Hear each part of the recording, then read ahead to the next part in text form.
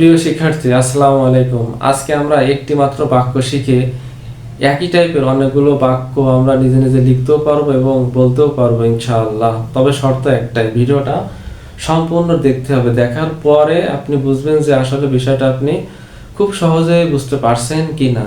প্রথমে আমি এখানে লিখেছি কি, আমি জানি কিভাবে লিখতে হয়, কিভাবে পড়তে হয়, এই টাইপের বাক্যগুলো আজ আমরা শিখবো। তবে এই টাইপের বাক্যগুলো লিখতে হলে বা বলতে হলে কি করতে হবে, how to plus verb on দিয়ে করতে হবে। যেমন আমি এখানে লিখেছি কি আমি ইংরেজি কি আই, জানা ইংরেজি কি নো, আই নো। এবার কি করতে হবে, এবার হাউ টু, এই হাউ টুটা দিতে হবে, how to, I know how two.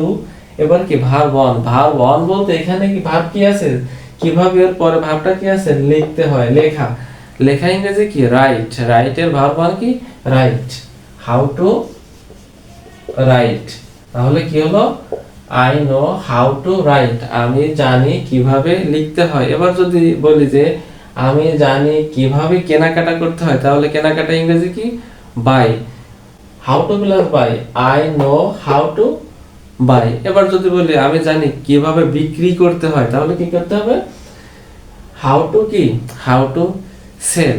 এইভাবে এই টাইপের বাক্যগুলো খুব সহজেই বারবার প্র্যাকটিস করলে মনে রাখা সম্ভব।